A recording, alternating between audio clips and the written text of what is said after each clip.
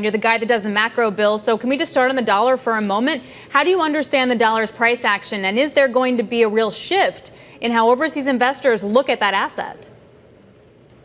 Well, thank you for having me. I think that yesterday's price action is something that really all investors should take note of.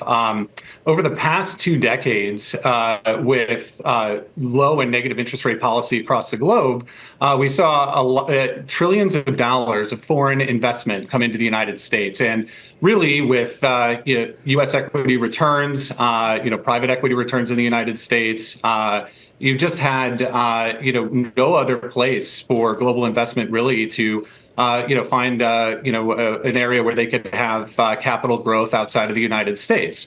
And unfortunately, what we're seeing right now with the change in trade and tariff policy, as well as a change in geopolitical policy from the United States around the security guarantees, is maybe a rethink of, does that capital really need to sit in the United States? So I think what we saw yesterday, and potentially what we're likely to see over the medium term, is either a repatriation of that capital, of foreign investment flowing back out of the United States, or at least more dollar hedging and new capital maybe not flowing in. I think today's move is much more in line with the traditional dollar standard that we would have expected with a global economic shock. Today, we saw emerging markets hit the hardest, with China responding to, with retaliatory tariffs of their own. That obviously hits the global economic outlook, and capital is flowing, really to the safe haven asset of U.S. Treasuries in a knee-jerk reaction. Now, that's near term. Over the long term, I'm afraid the longer that these policies from the Trump administration remain in place that are aggressive, isolationist, the more that we're going to see foreign capital find other homes, the more we're going to see the potential for returns in international markets go up. And it puts the dollar at medium-term risk. And with this, one of the things this administration is trying to do is juice growth by bringing down the overall cost of capital in the United States. You've heard Scott Bessent talk about that.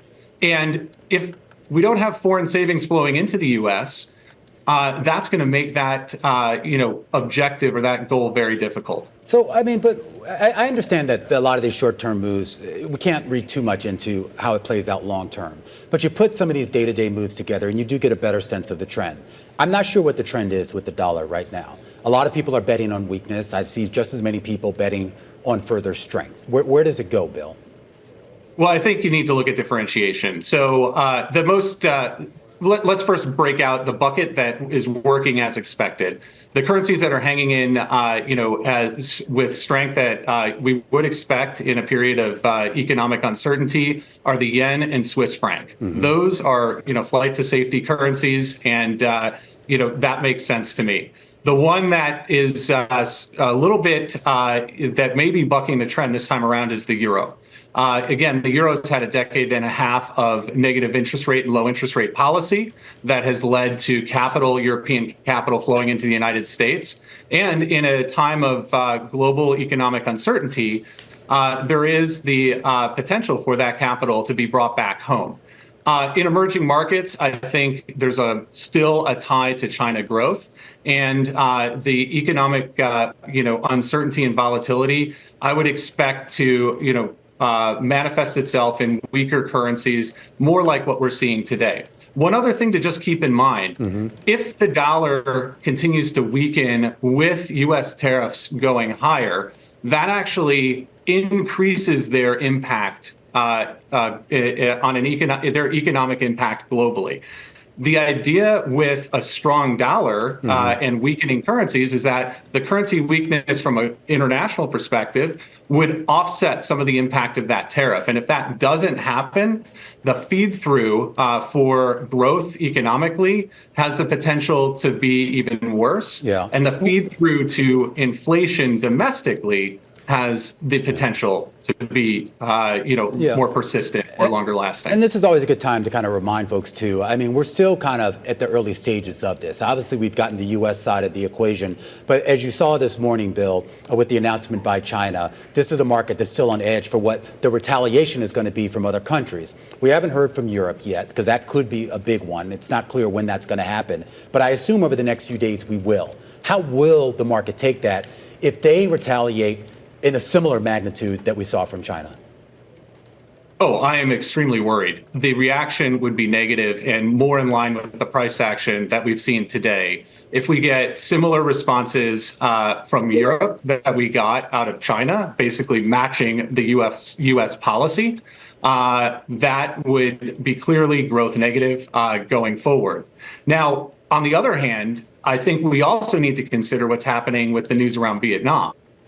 Yeah. If we can get quick agreements on a bilateral basis, or maybe on a multilateral basis, where we have trade barriers globally brought lower, then that changes the economic picture materially. But unfortunately, we're kind of playing against the clock on this one.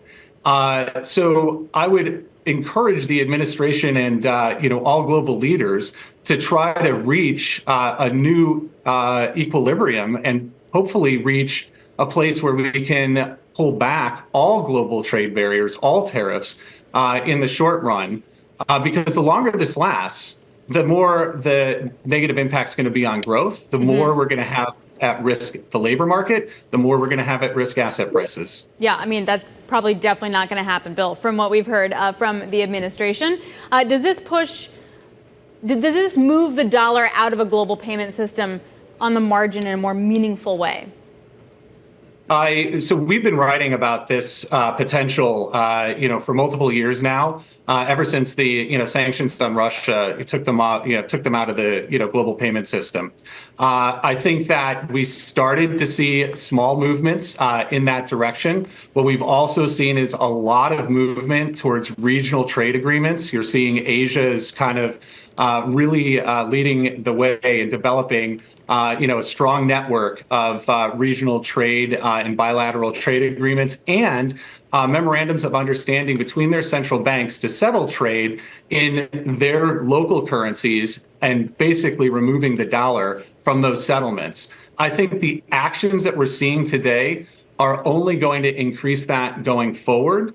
I do think that it will take time to play out, that we are talking about, a multi-year process. But the longer that this policy remains in place, the more at risk the dollar is of maybe not being replaced by a new single currency that's going to be the reserve currency and the standard for global trade and settlement, but a multipolar world where countries look at what is their balance of payments, or who do they trade with and who do they invest with, and then their FX reserves and the capital that their investors hold will much more closely reflect that rather than just a dollar-based investment portfolio.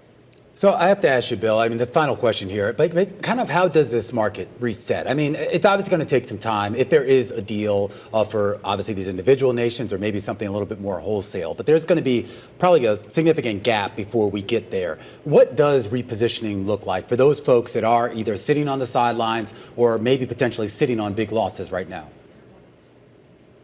Yeah, so I think ultimately we're going to see investors globally are going to hold a much larger piece of the of international fixed income and international equities in their portfolios. I think that the rewiring of global trade that's happening now is only going to continue and going to accelerate. We're going to see many countries using their fiscal space that they have available to them to try to build out their national security and defense efforts, which is kind of what we're seeing in Europe right now. That is going to increase the potential for earnings growth and then multiples growth in international stock markets. Yeah. So I think that ultimately this leads to a place where international investors and U.S. investors are going to be looking at a much broader composition of markets and currencies in their portfolio as compared to today, where the dollar and U.S. equities and U.S. investment, really has held a major spot in investors' portfolios.